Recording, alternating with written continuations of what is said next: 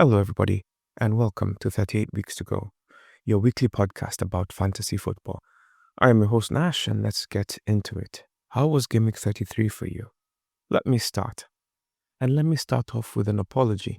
I thought Isak was a scam of a captain, but boy, was I wrong. Boy, was I wrong. The biggest scam of a captain in a double game week was Mamouche. What a disaster that was.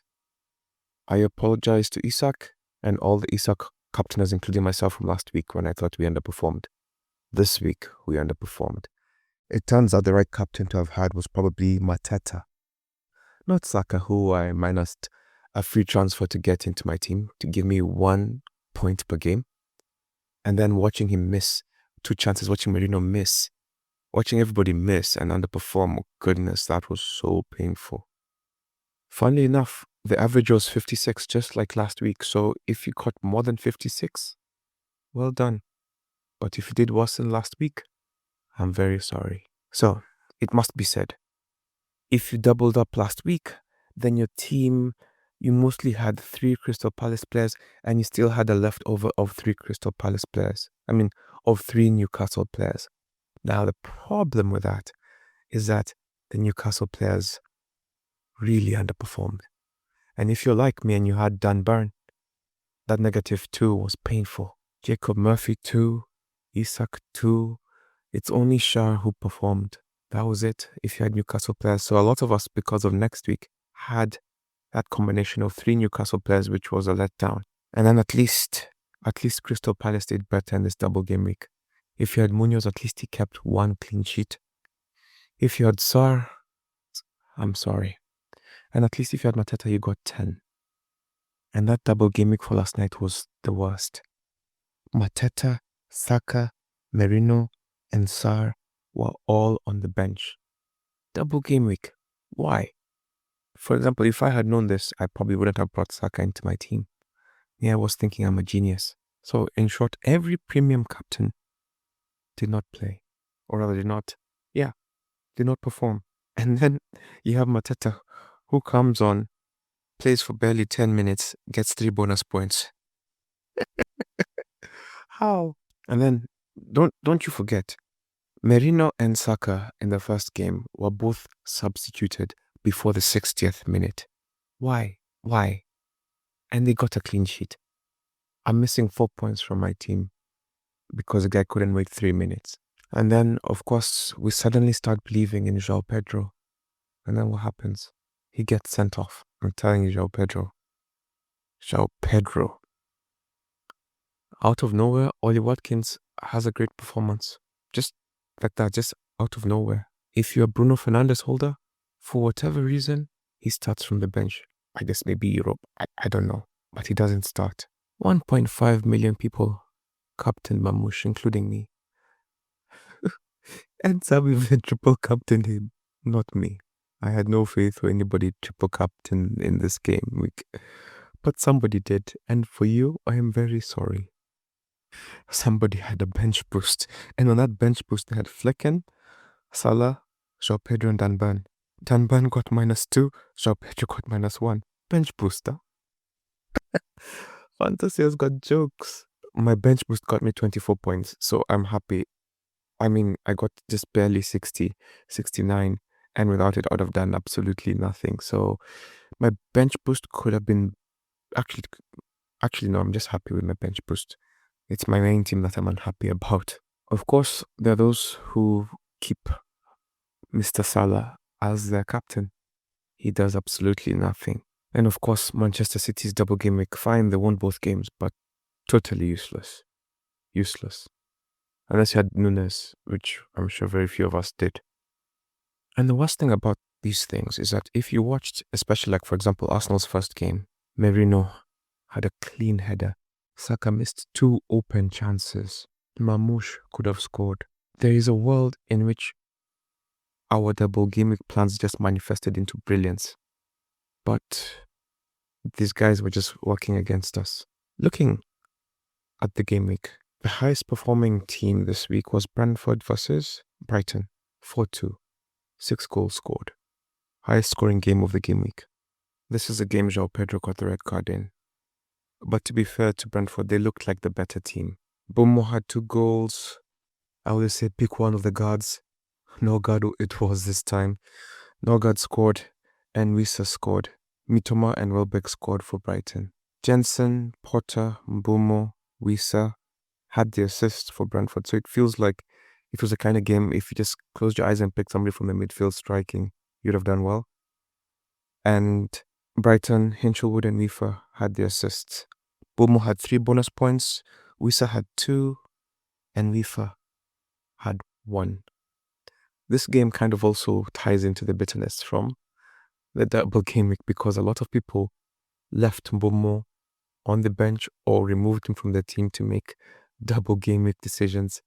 And for you guys, I'm really sorry. The most disappointing game of the game week is, I guess, Manchester United 0, Wolves 1.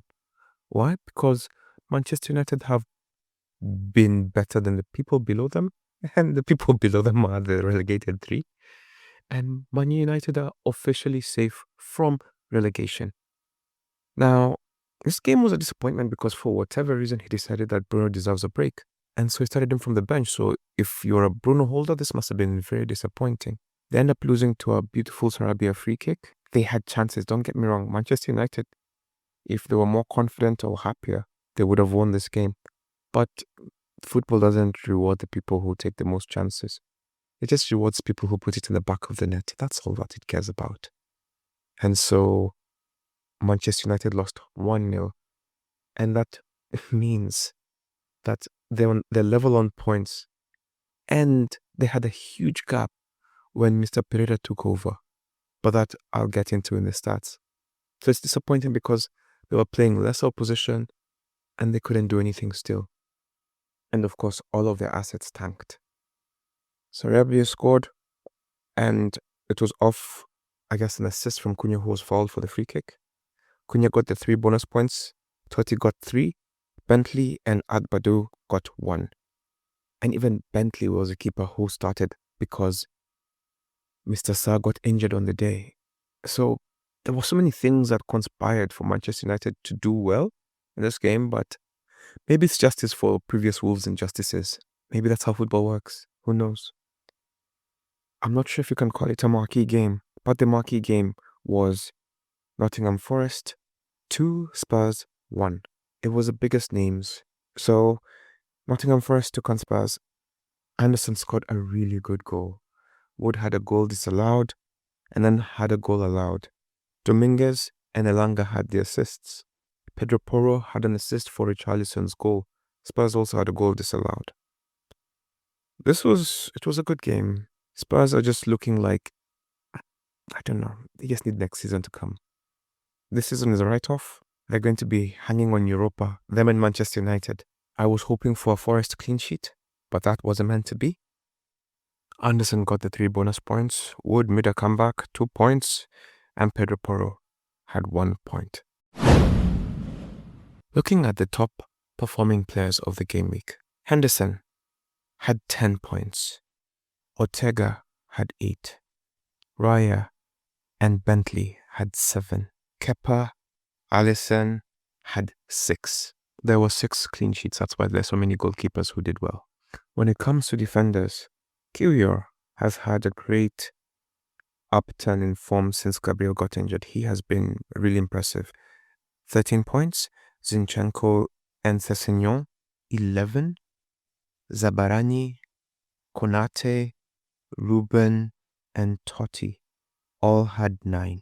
When it comes to midfield, the true winner of this double game week was anybody who had Trossard, 24 points, followed by Mbomo, who had 18, Mateus Nunes, who had 16, O'Reilly, who had 13, and then Bernardo Silva had 12, Odegaard had 11, Martinelli, Neto, Eze, Anderson, and Ugo Chukwu had 10.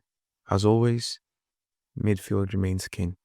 When it comes to strikers, Watkins had 12, Wissa had 11, Mateta had 10, Wood had 8, Cunha had 8. And those are the top 5 in each category, or people who got over 10 points. Time for stats. Ange Postecoglou has the same number of defeats this season as Pochettino had across 3 campaigns for Spurs, which is 17 defeats. Honestly, if this man doesn't win Europa, he's definitely fired. Or he's already fired, and they're just waiting for him to win Europa. Because they fired they fired Mourinho before he won the League Cup, and then they didn't win, and then he can always say, I could have won it. Anyway.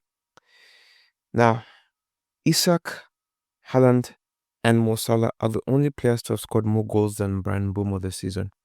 What a great season he's having. I wonder if he'll be at Brentford next season. Watkins has now scored 15 plus goals in each of his last 3 Premier League campaigns. That's impressive. Brentford are the first side in Europe's top 10 to see 2 players have more than 10 goals at home this season. So, Mbeumo and Wissa have more than 10 goals each this season. Very impressive. Ahead of this double game week, Mbeumo was the 4th most player transferred out. I am sorry to you all. Mamouche was most captained. He was captained by 61% of us. 25% of us captained Saka. So Mamouche was a better captain. And then 6% captained Salah. Aston Villa have only lost once at home this season. Schär is Newcastle's top scoring defender in the Premier League era. With their win for Newcastle, with their win over Newcastle, this is Villa's 5th win in a row. Manchester United are going to finish below Manchester City for the 12th consecutive season. United have failed to finish above Manchester City in every campaign since Alex Ferguson left. Brighton have not lost this season when João Pedro has scored. So as soon as he got that red card, it was all over. This is the 18th time that Mbeumo and Wissa have scored in the same game. With his goal against Southampton, Jared Bowen has now scored 10 plus goals in 4 consecutive seasons. When Pereira took over the post at Wolves, they were 18 points behind Manchester United. When Wolves defeated Manchester United, they were level on points. Isn't that crazy? Talk about 2 managers and 2 fates. If Amorim took over, Wolves would have been relegated. Leicester are the first team in Premier League history to not score at home in 9 games. Chelsea win for the 6th time in 7 games at Craven Cottage. Here's just one of those petty stats. If Liverpool hadn't kicked another ball after beating Tottenham on December 22nd, they would have still had more points than Manchester United currently have. And that game was 4 months and 15 games ago. They would have had 39 points to Manchester United's 38. Since Glasner's first Premier League game in charge of Crystal Palace, only Isak, Haaland, and Salah have more Premier League goals than Mateta. 32, 31, 30, and Mateta has 27. With the 2-2 draw against Crystal Palace last night, it was Arsenal's 9th draw in a match which they were leading this season, which is 2 more than any other side. And it is the most bad team since Spurs did this, which was also 9 in 07-08. Only against Leicester, which is 8, does Marcus Rashford have more Premier League goals than he does versus Manchester City, which is 6, and 4 of those have been at the Etihad. Only Wayne Rooney, 6, and Jamie Vardy, 5, have scored more goals away at the Etihad than Rashford. So he's a guy who knows how to play against Manchester City. Trent scored the winner against Leicester. It was his 23rd goal as a professional footballer, but it was the first goal he has scored with his left foot. Neto scored the winner against Fulham at the dying seconds of the match, 92-31 to be more precise. And it was Chelsea's latest winning goal in the Premier League. And this was justice for the last encounter they had where Fulham scored at the death to win by the same scoreline. Pablo Sarabia is just the 2nd ever visiting player to score a winning goal via a direct free kick against Manchester United. Danny Murphy for Liverpool in December 2000 was the first one. Manchester United lost 8 Premier League home games this season, the most defeats at Old Trafford in a single league campaign since 1962-63. Amorim is breaking all the wrong records, although this one is a joint effort. Aston Villa have won 6 successive home games in all competitions, while scoring at least twice. It is the longest run of home wins while scoring 2+ goals since 1990. At 20 years and 29 days, Nico O'Reilly is the 4th youngest player to score in back-to-back Premier League appearances for Manchester City, and the youngest since Phil Foden did it in 2020, at 20 years and 25 days. Danny Welbeck, the 34-year-old, has 9 Premier League goals and 4 assists, which means he has 13 goal involvements this season, and both are his joint highest tallies ever in a single campaign. Has he just been that bad always? Sorry, I don't mean to be such a hater, but for that to be his highest, and he's now 34. Wow, it's something, and the word is unimpressive. And if you think I'm being a hater, tell me you'd like your favorite striker to have 9 goals and 4 assists for his whole season as his best ever tally, then tell me I'm a hater. Only Mo Salah has more Premier League assists this season than Jacob Murphy, while no other player has more championship assists than Josh Murphy, his brother. So they're having a good season. Salah has 18 assists, Jacob Murphy has 11, and his brother has 13. Leeds and Burnley have secured promotion. Congratulations to them. The highest points this week was 158. The average points was 56. The top transfers in this week: Cunha, 237,000. Bumo, 193,000.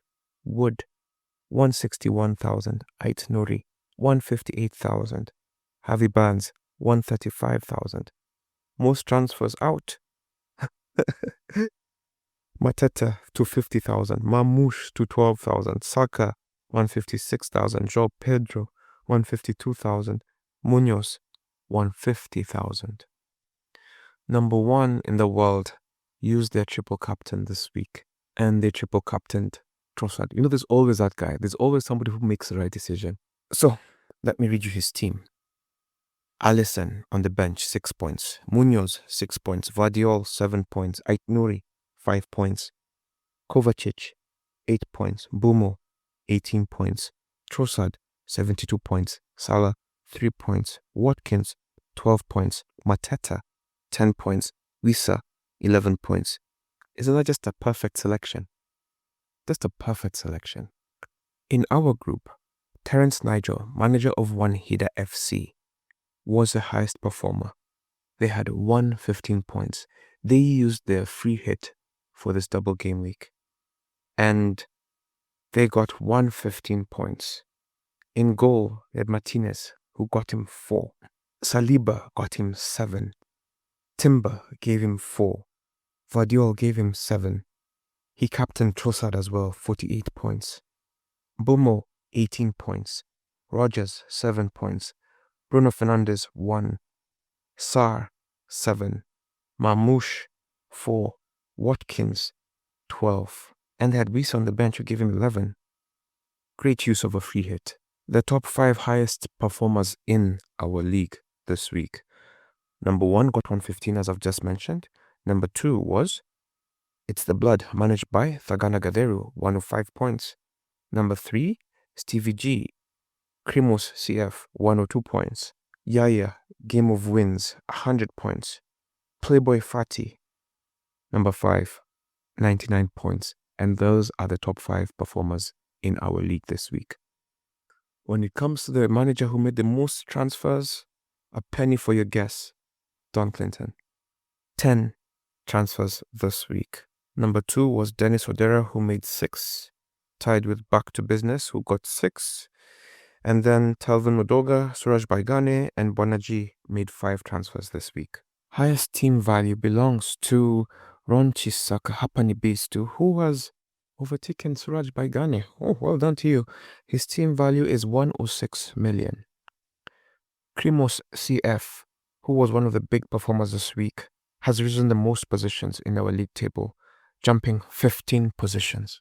Terence Nigel, who also did well this week, has jumped the most in our group. He has jumped 689,000 positions in the global ranking. Well done. Ron Chisaka has added 0.7 to the bank. So his team has increased in value. So when it comes to not so great news, disappointing transfer outcomes. Don Clinton made 10 transfers, lost 36 points, and his team was worse off for it. Number 2, Haj Luvumbi, negative 26 points lost. Theo Mikisi lost negative 22. Kimil Mutinda lost 19. Harry Potter lost 17.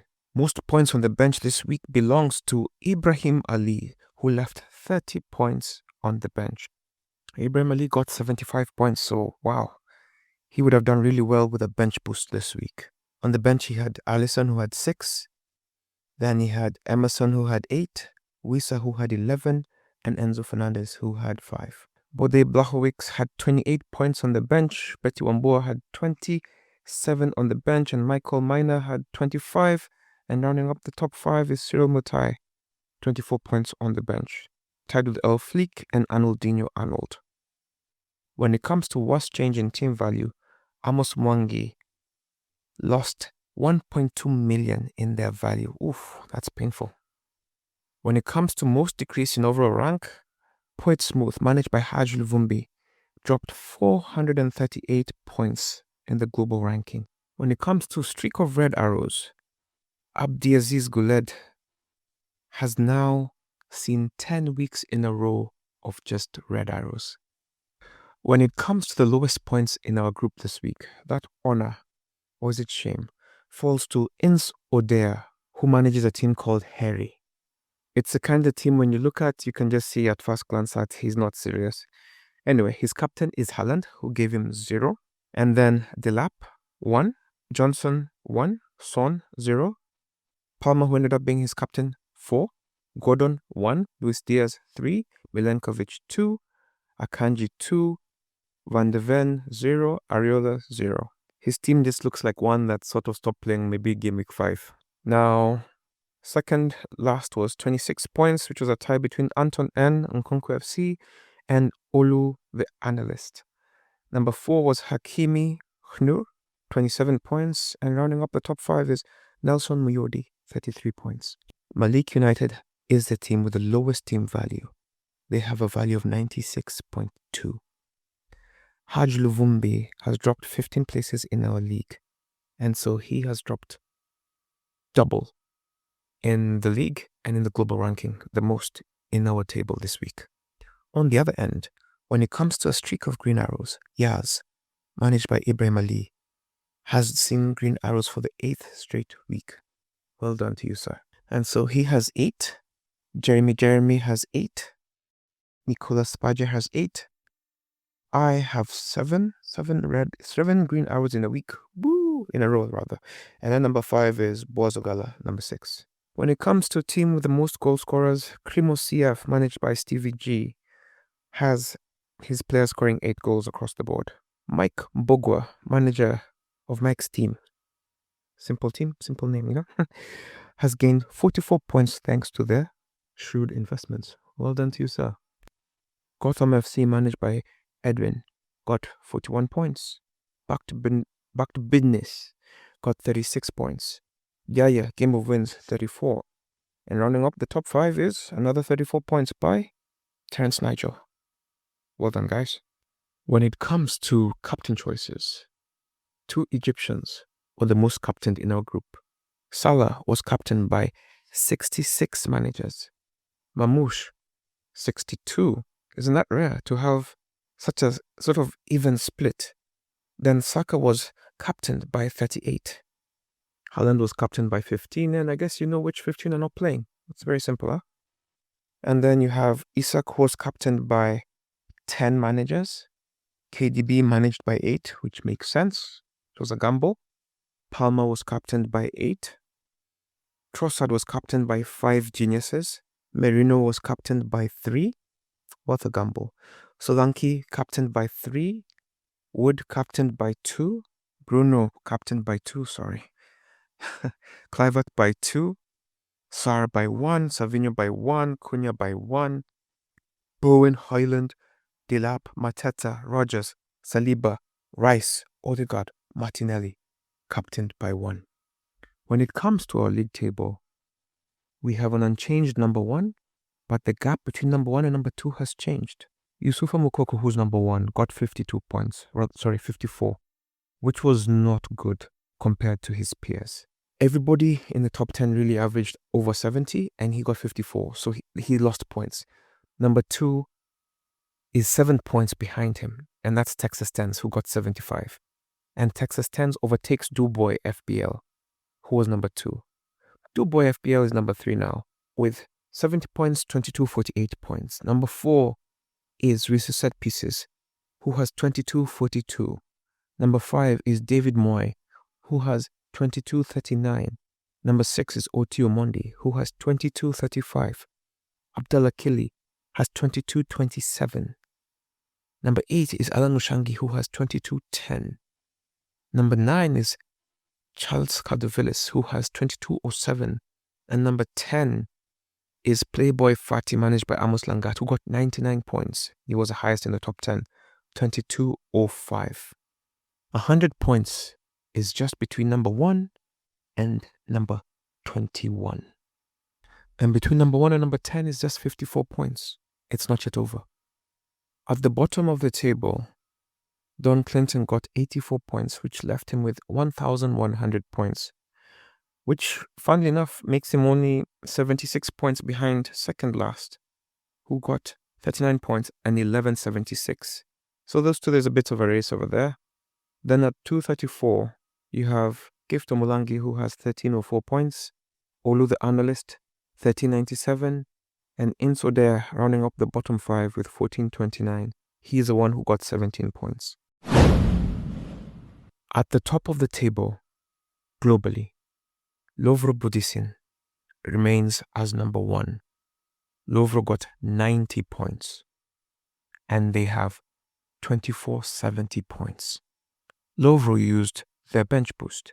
In goal, they had Raya, who got 7, Munoz, who got 6, Kiwior, who got 13, Vardiol, who gave 7, Konsa, who had 3, Saka, who had 2, Eze, who got 10, Salah, who got 3, Rogers, who got 7.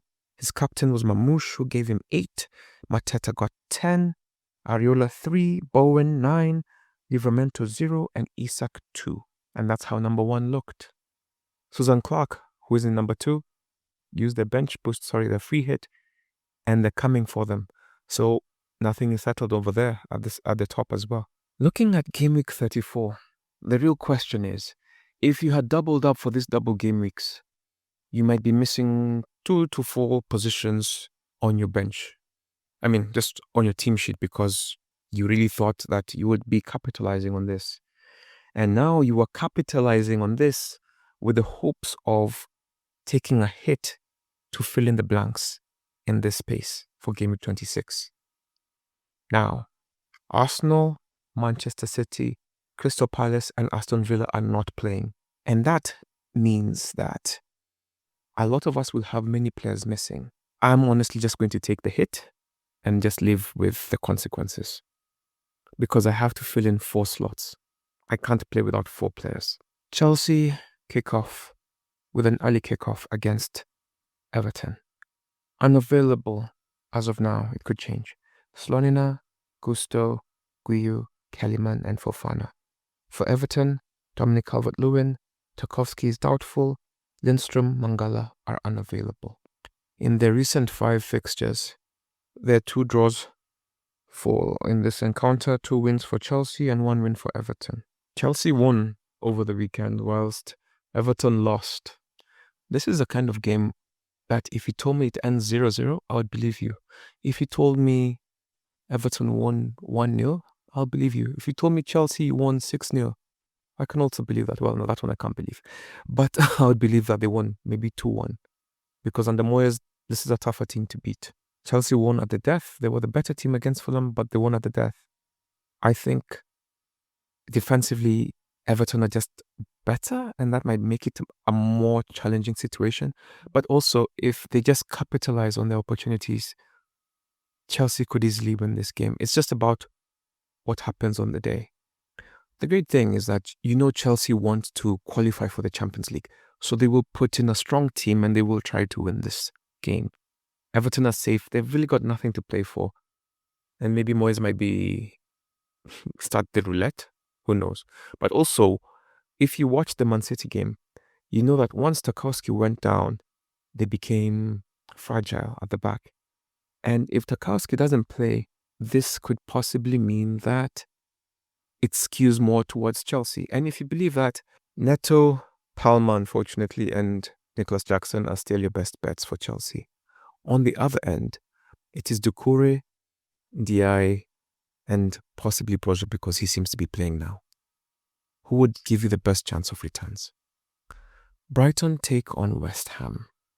In their most recent encounters, there have been 2 draws. In their recent 5, it's been 2 draws, 1 win for West Ham and 2 wins for Brighton. Both teams are in unimpressive form of late. And to be fair, for West Ham, they've been unimpressive for a longer time.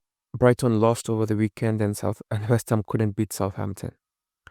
Now that João Pedro will not play, Welbeck, Mitoma, Minte are favourites from Brighton if you're choosing their players. And it's clear, especially if you are thinking up top. Now, on the West Ham side, you have to start with Bowen. And then after that, you can try Souček and maybe Füllkrug. And maybe if you want, you could try Wan-Bissaka. When it comes to unavailable players, João Pedro, Webster, Kadioglu, Rata, Igor, Milner, Van Hecke, Veltman, Lamptey are all out for Brighton, whilst Cresswell, Somerville, Alvarez, and Antonio are unavailable for West Ham. Brighton haven't won a match in their last 6 attempts, whilst West Ham haven't kept a clean sheet in their last 6 attempts and haven't won in 6 either. So it's going to be like both teams can't lose, or they can draw. So that's how dull this fixture should be. Newcastle versus Ipswich. Newcastle have scored 15 goals in their last 5 games. So they have been on a scoring run, which came to an abrupt halt against Aston Villa when they were hammered 4-1. Ipswich played better over the weekend. Or did they? They were hammered 4-0 by Arsenal and Delap didn't even start. So it's like, what are they doing over there? But they did have 10 men, so maybe that should count for something. Isak had a hat-trick in their last encounter, and I'm going to be leaning towards him as my captain this week. I'm going to hope that history repeats itself. He had a hat-trick and Murphy scored the other goal. So if you kept Murphy, keep him. Now, I don't know why Delap didn't play. Well, he played, but I don't know why he didn't start, so I don't know if he'll start again. But he is still their best goal threat. And then you have Enciso and Hurst. So if you have to choose 3 players, which I don't understand why you would, those are them. Southampton versus Fulham. Last time they played, it was a disappointing draw. 0-0. Now, I would take a clean sheet in this game now. So let me not complain. Their head-to-head favors Fulham as you would expect. Fulham lost at the last kick of the game virtually against Chelsea, so they'll be looking to do better. Whilst Southampton equalized in the last minute against West Ham. So both teams will be looking to improve upon their previous result. Fulham are favourites, and Muniz, should be the first 2 players and maybe a defender if you believe in a clean sheet. It could be Leno or maybe you can have Cajuste or Robinson. Emil Smith-Rowe, Wilson, Nelson, and Muniz are unavailable for Fulham, whilst Kronbeck, Taylor, and Fraser are unavailable for Southampton. So if you believe in Southampton, the players are usually the same ones now. You got Dibbling, Sulemana, and Onwahu. And of course, you can try Fernandes, but I don't understand where you're getting to Southampton players. But hey, everybody to his own. Wolves versus Leicester. Honestly, I'm bringing on Aït-Nouri and Cunha for this fixture. And honestly, but Cunha might be my captain. Now, Leicester, they're relegated. They got relegated this weekend. They've been poor. Rude has done a horrible job. He's done nothing for himself. Their head-to-head, last time Wolves won 3-0. Guedes, Gomez, and Cunha scored. I am I'm in on this fixture. I am in on Wolves being the better team and defeating Leicester. And to that extent, I am recommending, like I said, Aït-Nouri, Cunha, and you can take Strand Larsen if you're getting 3. I wouldn't recommend a Leicester player, but if you have to, Mavididi looked good the last time out. Vardy can always get something, and Bonanote. Sotar, Fatawu, and Edward are injured. For Leicester, Gonzalez, Huang, Belgard, Sa, Chiwome, Lima, Johnson, Kalacic, Mosquera are unavailable for Wolves. That's a long list. On Sunday, Bournemouth take on Man United. Man United were beaten by Wolves last time out, and Bournemouth drew with Crystal Palace. And that was really great for me. Now, this time round, I'm hoping for Bournemouth victory. The very last time they played, Manchester United were beaten 3-0. So, in the last 5 fixtures, there's been 1 draw, 2 wins for Bournemouth, 2 wins for Manchester United. Given Manchester United's form and how they play against better teams, I believe they will be beaten. Bournemouth are favourites. It's just a matter of, is Kluivert back? Is it Semenyo? Is it Huijsen? The classic problem with Bournemouth. Is it Evan Nilsson? You just don't know who's going to be the one to score because they can get a goal from anybody. I'm probably sure that this team has the most goal scorers in the Premier League. Does that make sense? Like most separate individual scoring. Because it just seems like anybody can score anywhere. I'm rambling. On the Manchester United side, I don't know why Bruno was benched for the last game, which makes this so weird. Will he play in this game? Will he start? I mean, he better start. And it'll literally be him, Garnacho, Xerxes. Well, wait, Xerxes is still unavailable. Højlund. Unal, Sinistera, and Christie are unavailable for Bournemouth, whilst Ahmad, Heaven, Xerxes, Martinez, De Ligt, and Collier are out for Manchester United. Next, in theory, is a marquee match, and it's Liverpool versus Tottenham. Now, why this game it's a marquee game on paper, but in practice, honestly, Tottenham are below Manchester United. So that tells you everything you need to know about the season they're having. Horrible. And this should be a Liverpool win. I honestly wouldn't blame you if you had Salah as your captain for this game. In the last Premier League game that they had in December, because they've played in the cups since then, Luis Diaz had 2 goals. McAllister had a goal. Szoboszlai had a goal. Salah had 2 goals. Liverpool won 6-3. Madison, Kulusevski, and Solanke scored. So, who am I going to recommend? Luis Diaz, Salah, and McAllister. Or Gakpo. On the other end, Madison, Solanke, Brennan Johnson. Who will start for Spurs? I have absolutely no idea. That guy is still trying to figure out his team. And for the first time in a long time, they only have 2 players injured, Son and Dragusin. And Son is questionable, so he might feature at some point. Morton is still unavailable for Liverpool. I know you guys are really concerned about that. And Gomez is also unavailable for Liverpool. So both teams are virtually full strength. Well, except Tottenham. Son is important. The recent 5 matches in the league is quite interesting. Liverpool won 6-3, Liverpool won 4-2, Tottenham won 2-1, Liverpool won 4-3, Liverpool won 2-1. So Liverpool are favourites, with good reason. They have been good for a long time. But also notice that there's no clean sheet. So I wouldn't encourage you to have a defender or get a defender into this game, unless maybe it's like Pedro Porro, or maybe Robertson, or Trent. I don't know. You know what I mean? You're banking on an assist, not a clean sheet. And yeah, that's Liverpool versus Spurs. Liverpool haven't been impressive of late, and they've been sort of scraping by. It's like they're just sort of crawling to the finish line. Tottenham also just want the league to end. They were unimpressive last time out, and they lost to Nottingham Forest, and they'll be hoping just to do better. But they're playing a better team, so they're going to do worse. That's my theory. And then this game week, for no reason, we'll see Nottingham Forest and Brentford play on Thursday. For no reason. They could have played on the weekend, they could have played... No. These 2 teams are going to play on Thursday. What a mess. And that probably is a real marquee game of the weekend. 2 teams in good form, not too far from each other on the table. Okay, they're far from each other on the table, but they're in good form. So it should be a more entertaining game than Liverpool versus Spurs, just without the name. Forest won this game earlier in the season 2-0, and I still believe that they're favourites for this game. Now, outside that, they've drawn twice and Brentford have won the other games. But I believe that Forest are the better team. But Wissa and Mbeumo have been on fire. And those are the two players I would recommend from Brentford. And then one of the guards, as usual. For Forest, it's a bit, well, not tricky, but Wood seems to be back. And then you can get Yates and Elanga or Morgan Gibbs-White.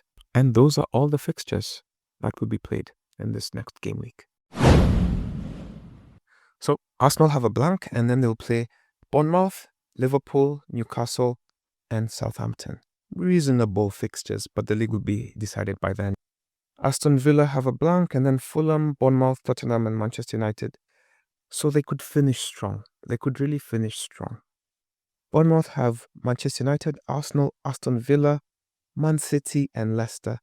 So they have a great last fixture, but in between it can be quite tough for Bournemouth. Brentford have Forest, Man United, Ipswich, Fulham, and Wolves. After Brentford play Forest, their fixtures are nice. Brighton have West Ham, Newcastle, Wolves, Liverpool, and Tottenham. It's a mixed bag, and given their form, I wouldn't really get into Brighton players right now. Chelsea have Everton, Liverpool, Newcastle, Man United, and Forest. They've got 3 tough games, and one easy one and one questionable one. Crystal Palace have a blank, then they have Forest, Spurs, Wolves, and Liverpool. Goodness, I think out of all of those games, maybe Forest are the easiest. So stay away from their players if you can. Everton have Chelsea, Ipswich, Fulham, Southampton, Newcastle. Oh, they have a chance to win 3 out of 5. Fulham have Southampton, Aston Villa, Everton, Brentford, and Man City.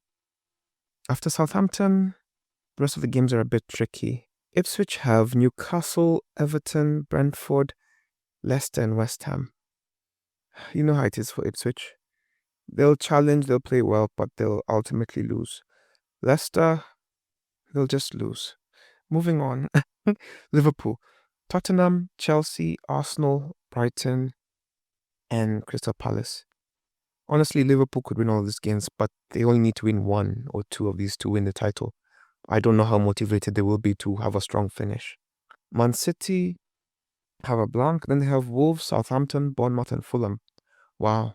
I was going to remove Mamouche, but looking at these fixtures, I'm going to keep Mamouche and Vardiol. I'll just bench them for this week. They have a great finish.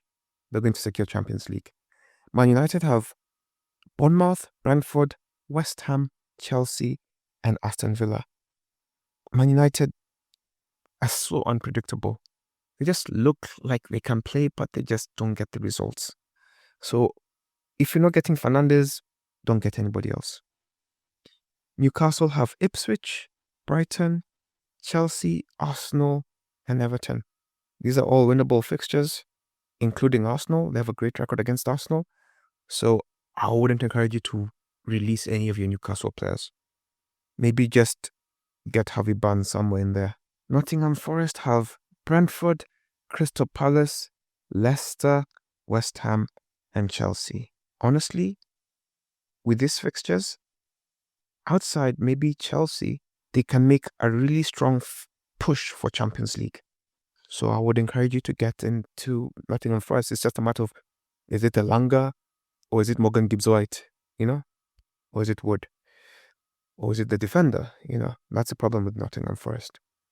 Southampton have Fulham, Leicester, Man City, Everton. They're just going to lose. Spurs have Liverpool, West Ham, Crystal Palace, Aston Villa, and Brighton. Mixed bag, but Spurs have been bad and they're finishing poorly.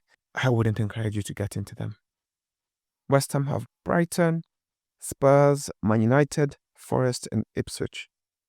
Tough fixtures. They've had a tough season. They're not good. If you're going to get somebody, get Bowen. Wolves have Leicester, Man City, then they have Brighton, Crystal Palace, and Brentford. Outside Man City, they'll definitely beat Leicester, and other games, they could go either way. When it comes to captaincy, you have Chelsea versus Everton. Unless you're choosing a defender as captain, I wouldn't jump into this fixture. Brighton versus West Ham. Honestly, Bowen could be a good captain and Welbeck. They both have the strongest potential to score. Newcastle versus Ipswich. Isak is a very strong captain choice here because he had a hat-trick in the last encounter. Southampton versus Fulham. Here, if you could get the right Fulham player, I think there's potential for great returns. And honestly, right now I'm only seeing Iwobi, but if you can see somebody else, just take your luck. That there's a potential here. Wolves, you can go either Ait Nouri, Cunha, or Strand Larsen. Bournemouth versus Man United, it's just a matter of picking the right player. Could it be Evan Nilsson? I could see Evan Nilsson. Could it be Fernandes? It could be Fernandes. Could it be Kluivert? It could be Kluivert, you know? Liverpool versus Spurs. Salah, Diaz, and then maybe Maddison on the other end. Forest versus Brentford. Wissa, Beaumont, Wood. And those are your captain choices. Game week 34 is upon us. We have 5 game weeks left to go. Stay safe and see you on the pitch.